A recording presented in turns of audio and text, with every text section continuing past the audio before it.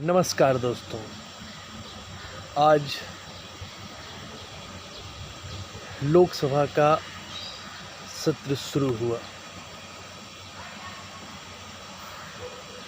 लोकसभा शुरू होने पर आज समाजवादी पार्टी भारत की तीसरे नंबर की पार्टी बन गई है। समाजवादी कार्यकर्ताओं की मेहनत और लगन और ईमानदारी पूर्वक चले राहों पर हमें जो सफलताएं मिली हैं, उसमें समाजवादी पार्टी देश की तीसरे नंबर की पार्टी बन गई।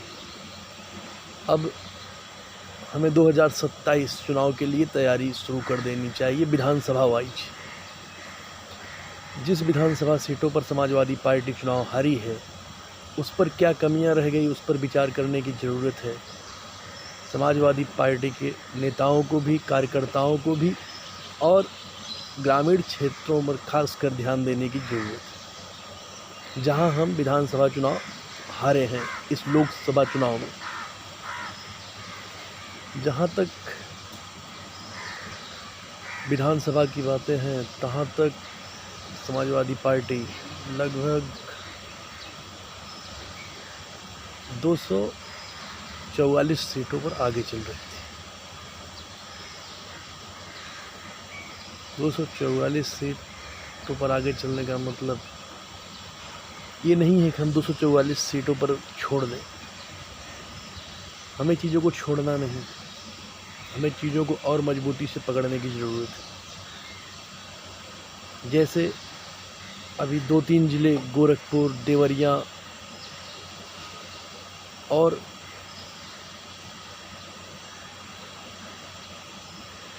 कुशीनगर, वहाँ पे समाजवादी पार्टी के कार्यकर्ताओं और नेताओं को भी काम करने की ज़रूरत है, क्योंकि वहाँ पार्टी ने अच्छा प्रदर्शन किया है। अन्य चुनावों के मुकाबले बहुत अच्छा प्रदर्शन रहा है, गोरखपुर में भी, देवरिया में भी और कुशीनगर में भी। लेकिन तब भी हम पीछे रह गए अभी से।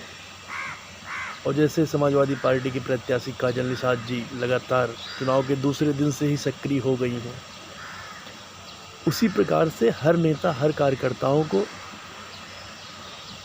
ज़मीन पे जुड़ने की ज़रूरत अभी और है।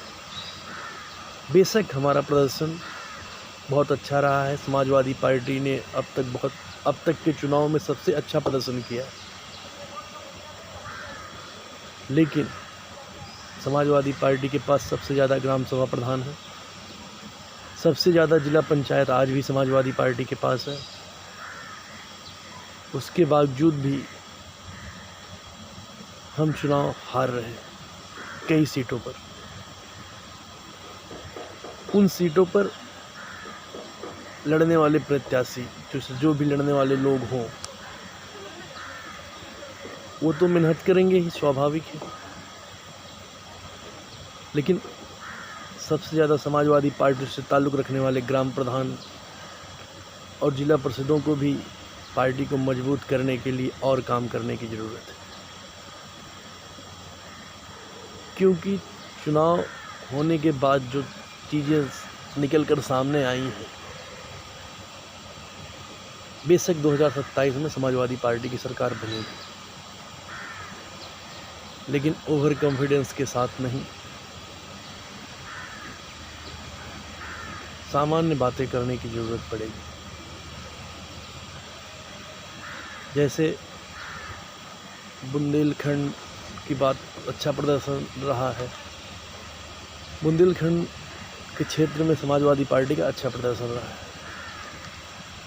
महोबा सहित 4 सीटों में 3 सीटें समाजवादी पार्टी ने जीती हैं, लेकिन उसके बावजूद भी 1 सीटें हम हार गए। उस पर भी हमें काम करने की ज़रूरत है, क्योंकि कोई भी नेता हर गांव में नहीं पहुंच सकता। कोई भी हो, हर गांव में पहुंचना बहुत मुश्किल है, लेकिन समाजवादी पार्टी के कार्यकर्ता वहां पहुंच सकते हैं, या ग्राम प्रधान जो समाजवादी पार्टी से ताल्लुक़ रखने वाले लोग हैं वो वहाँ पे रहते हैं, उनको ही समाजवादी पार्टी को मजबूत करना है। जिला अध्यक्ष, विधानसभा अध्यक्ष और भी जो लोग हैं, जो भी तकलीफ़ें हों, आप काम करिए और समाजवादी पार्टी को और मजबूत बनाएं। खासकर सोशल मीडिया पर हर बातों को ध्यानपूर्वक रखें। और भारतीय जनता पार्टी के लोगों ने आजकल एक नारा चला रखा है, जय बजरंगबली। जय श्री राम तो गायब ही हो गए हैं, आप लोगों को भी पता है। अब आ गए हैं जय जगन्नाथ। उत्तर प्रदेश के अपमान के साथ साथ उत्तर प्रदेश के लोगों का भी अपमान भारतीय जनता पार्टी कर रही है, क्योंकि अपने नारे को बदलकर। इसी प्रकार से अब आपको जनता के बीच संविधान और बदले हुए नारे को भी जनता के बीच ले जाने की ज़रूरत है। बदले हुए नारे से लोगों को ज्ञान या मनोवादी विचारधाराओं के लोगों को चुप कराया जा सकता है, जैसा कि लोग जानते हैं और हम लोग भी जानते हैं। विचारधारा में परिवर्तन न करते हुए विचारधारा के साथ साथ संविधान बचाने की आवाज़ को और तेज़ी से उठाने की ज़रूरत है। धन्यवाद। राधे राधे।